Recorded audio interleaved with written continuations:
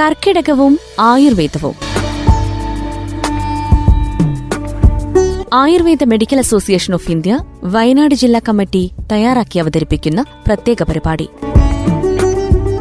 നമസ്കാരം, ഞാൻ doctor Sangeetha, chief consultant Ayurvedi hospital Meppadi. ഇന്ന് നമ്മൾ ചർച്ച ചെയ്യുന്നത് ദിനചര്യയെ പറ്റിയാണ്.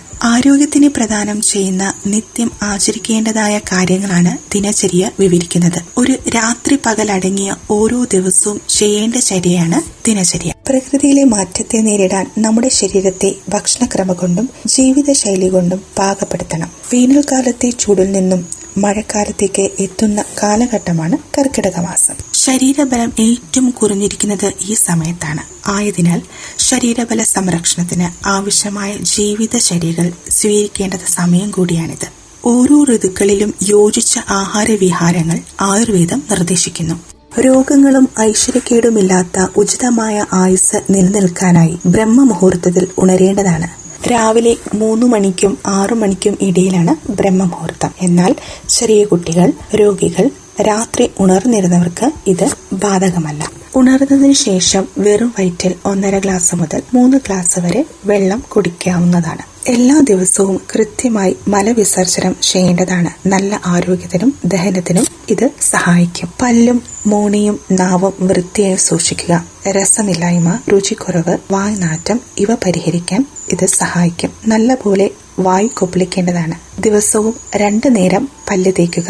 ചെറിയ ചൂടുവെള്ളത്തിൽ മുഖം കഴുകാവുന്നതാണ്. 1, 2, 3 ദിവസം ഇടവിട്ടെങ്കിലും എണ്ണ തേച്ചുകൂളി ശീലമാക്കുക. ബലം, ഉറക്കം, വളർച്ചയ്ക്കും ഇത് സഹായിക്കും.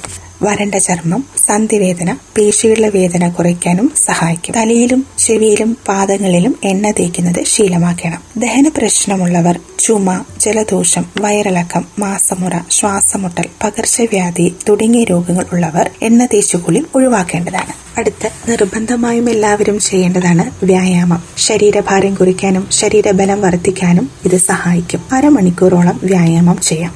എന്നാൽ പ്രായമുള്ളവരിലും രോഗികളിലും രോഗാവസ്ഥയ്ക്കനുസരിച്ച് വ്യായാമം വ്യത്യസ്തമാണ്. ഒരു ഡോക്ടറുടെ നിർദ്ദേശപ്രകാരമുള്ള വ്യായാമം ചെയ്യാവുന്നതാണ്. ബലം കുറയുന്ന കാലാവസ്ഥയാകയാൽ എത്രത്തോളം സാധിക്കുമോ അതിന്റെ പകുതി അളവിലാണ് വ്യായാമം ചെയ്യേണ്ടത്. വ്യായാമം കഴിഞ്ഞ് ശരീരത്തിന് റിലാക്സിംഗ് മസാജ് നൽകാം. വേദനയുണ്ടാകാതെ സുഖമായിട്ട് അമർത്തി തിരുമാം. അധിക വ്യായാമം ചെയ്താൽ ക്ഷീണം, തളർച്ച, ചുമ, പനി, ഛർദി ഇവയുണ്ടാകാൻ സാധ്യതയാണ്. ഈ കാലാവസ്ഥയിൽ അധിക വ്യായാമവും ഉറക്കമില്ലായ്മയും അധിക ജോലിഭാരവും നമ്മുടെ ശരീരബലത്തെ നശിപ്പിക്കും. ഇനി കുളിയെ പറ്റി പറയാം.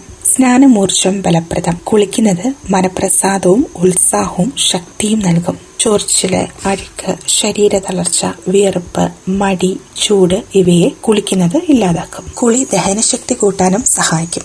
ശരീരത്തിൽ ചൂടുവെള്ളം ഉപയോഗിക്കാം. എന്നാൽ തലയിൽ ചൂടുവെള്ളം ഒഴിച്ചു കുളിക്കുന്നത് മുടിക്കും കണ്ണിനും ബലം കുറയ്ക്കുന്നതാണ്. നല്ല തണുത്ത കാലാവസ്ഥയിൽ തണുപ്പ് മാറ്റിയ ചെറിയ ചൂടുവെള്ളം ഉപയോഗിക്കാവുന്നതാണ്. കണ്ണ്, ചെവിരോഗം, ജലദോഷം, പനി തുടങ്ങിയ രോഗങ്ങളുള്ളവർ കുളി ഒഴിവാക്കാവുന്നതാണ്.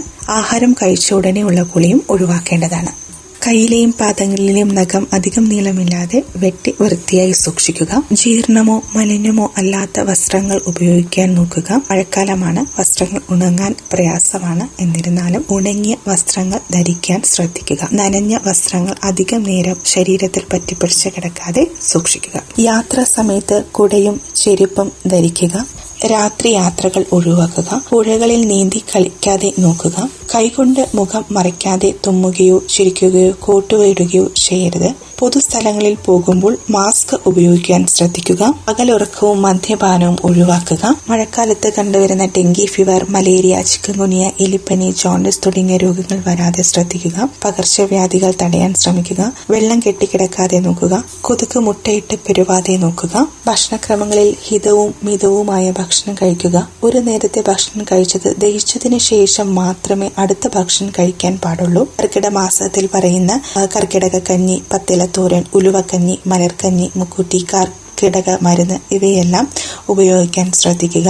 കർക്കിടകത്തിൽ ശരീരത്തോടൊപ്പം മനസ്സും അശാന്തമാകും. വിഷാദം പോലുള്ള വ്യാധികൾ മനസ്സിനെ ബാധിക്കാം. നല്ല പുസ്തകങ്ങൾ വായിച്ച് നല്ല ചിന്തകൾ വളർത്തിയും ജീവിതം സുഗമമാക്കാം.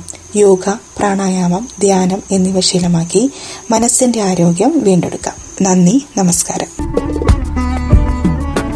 കർക്കിടകവും ആയുർവേദവും. Ayurveda medical association of India Wayanad ജില്ലാ കമ്മിറ്റി തയ്യാറാക്കി അവതരിപ്പിക്കുന്ന പ്രത്യേക പരിപാടി.